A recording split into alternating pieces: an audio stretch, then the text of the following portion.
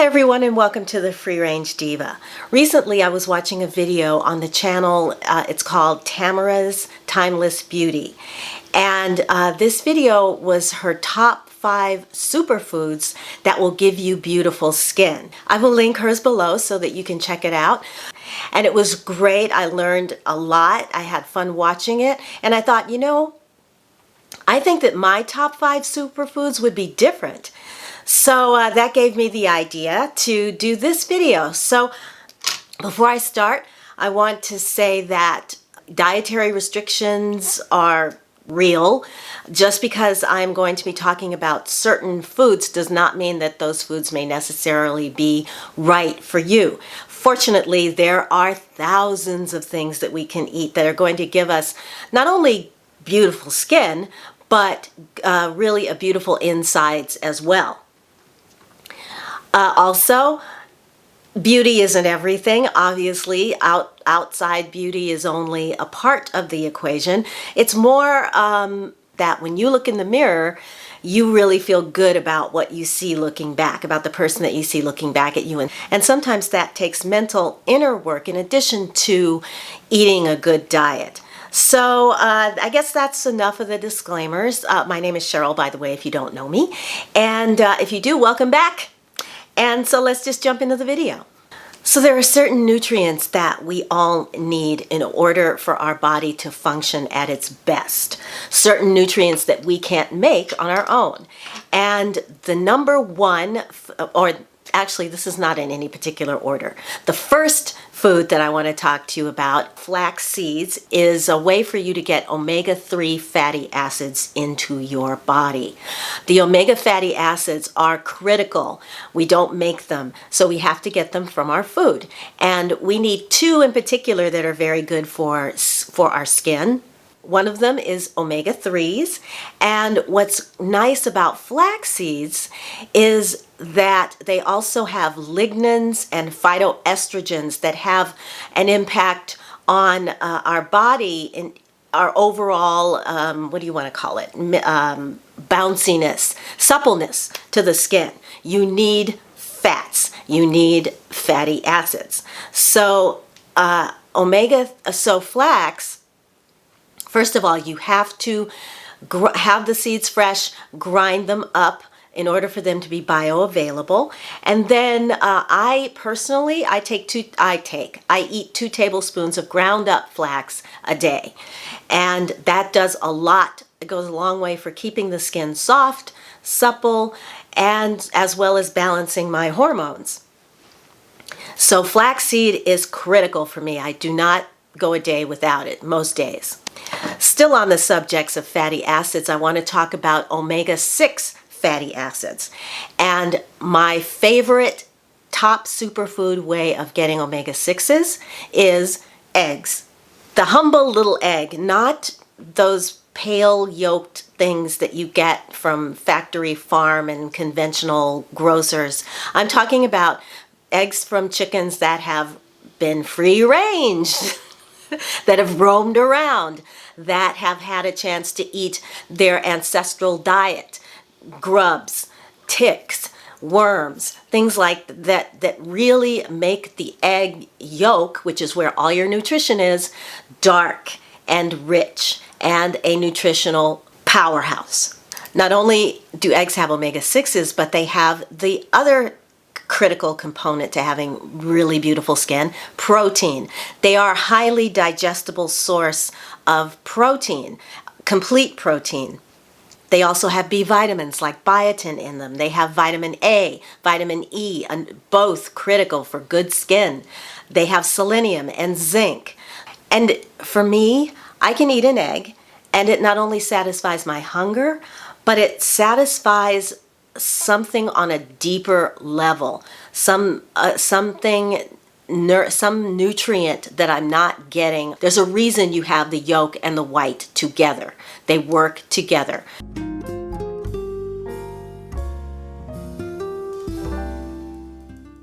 I am glad to see that, like, the American Heart Association is back to recommending eggs again. And if you're going to eat them, I can't say it often enough, make sure that they are from chickens that are cage-free, free range, not stuffed with corn all day long, but actually have had a chance to eat a really healthy, for them, diet.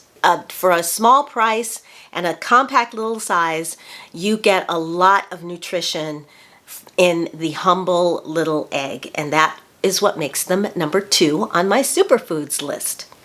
The next component that I want to talk about to beautiful skin is antioxidants. And there is something called the ORAC scale. It is a way that food scientists can measure the antioxidant power of a certain food. ORAC stands for a food's oxygen radical absorbance capacity. So how much a food actually can get into your body and start battling against inflammation and oxidation is measured on the ORAC value scale. So certain things are high on that scale, like dark chocolate, for example. Blueberries was thought to be the highest food on the scale at 4,669. That's its ORAC value. But I have a food, my next food is even more antioxidant power than blueberry. And that is the acai berry, which comes in at a whopping 15,405 on the ORAC value scale. It is the highest food known to man that has the most antioxidant power and has the best ability of getting into the blood and raising your antioxidant, lowering inflammation.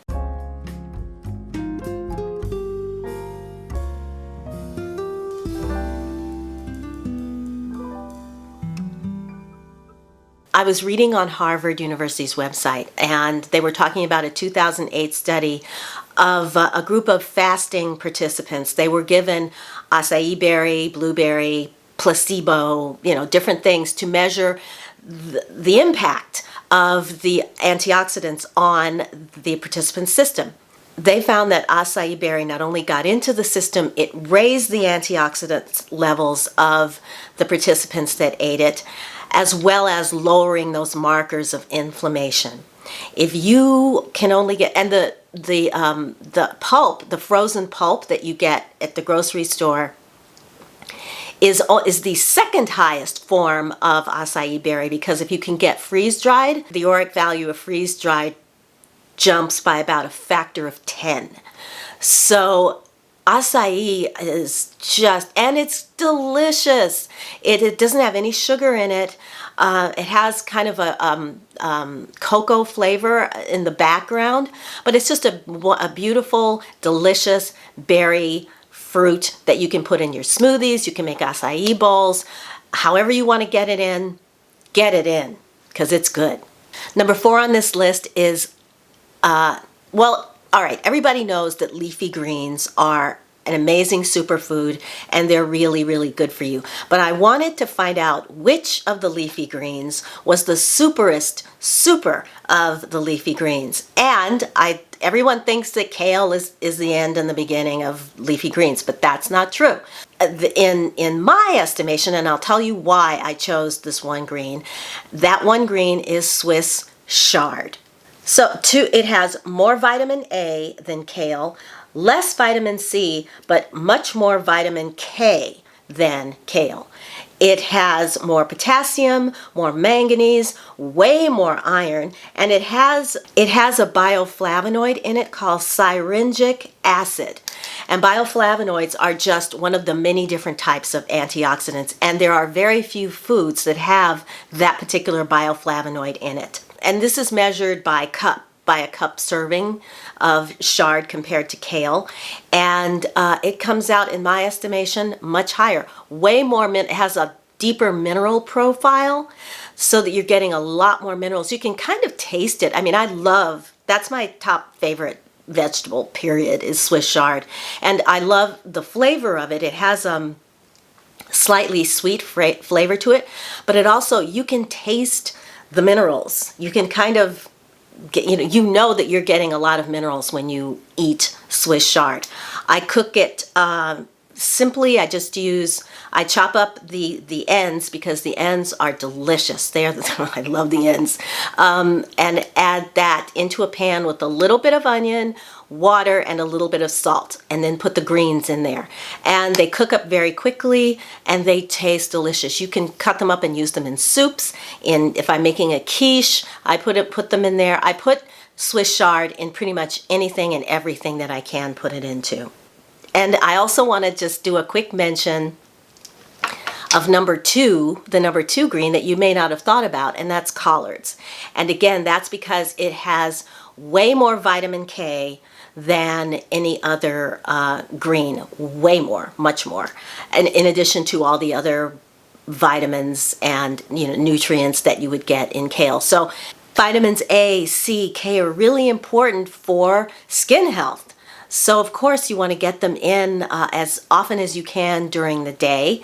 E is another one, selenium's another one. So greens, chard being my number one, are a really good way to get those vitamins in. Have greens at every single meal. Between kale, chard, and collards, you get those 3 greens into your diet and you're going to be doing great. And of course, if you have dietary restrictions, then you know that you may not be able to eat any of those greens. So just follow your own dietary guide and make sure that you're doing what's best for you, not because I say so, please. Okay. So that brings us to the last superfood on this list, and that is going to be water. That's right. It may not have a lot of nutrition, but our bodies, the human body, adult human body, is about anywhere from 57 to 65% water. You must keep that water supply topped off because you're losing water all the time. You breathe out, you're losing water. You sweat, you're losing water. You talk, you're losing water. So you got to keep that flow, got to keep the intake going. I know for me that if I don't get enough water, and there are markers that your doctor can do, they can look at in a blood test to let you know your height if you're chronically dehydrated, which I was for years. And once my doctor put me on 60 ounces of water a day, it was like a revelation. I start off my day, first thing before I do anything else is I drink 10 ounces of water. I then have a water bottle that I fill up and I sip on that, and then at the end of the day I drink water with dinner. I drink water with every meal, and I get it in. And when I don't get it in, I can tell. I can look at, like, for example, the skin on my hands will start looking dry, wrinkly, like teeny tiny crinkly little wrinkles. And same thing with on my arms, my body skin. So if you want your face to be plumped up and to be, to look bouncy and juicy, you gotta get that water in. It just won't work if you don't. Okay, everyone, so that's gonna wrap it up. Oh, and last word before I go, there is one food that can undo all of this good stuff that we are doing to make your skin look beautiful, and that is sugar. Sugar has no nutritional value, the body doesn't need it, but it causes a lot of inflammation, and that inflammation can show up on your skin. So more about that. I wanted to be more positive and talk about things that you can add into your diet before the part 2 of this video, which is how to really detox yourself off of sugar, and that's going to be coming up very soon. So that's going to wrap it up for today, and if you haven't subscribed, I would love it if you did. That would be great. If you liked this video and you thought it was helpful or fun or interesting, then please give it a thumbs up. That really helps me out. And yeah, I guess that's gonna do it until I see you in my next video. So until I see you in that video, I'm wishing you a wonderful day, a wonderful week. Take good care of yourselves. Eat really well. And I will talk to you again very, very soon. Bye!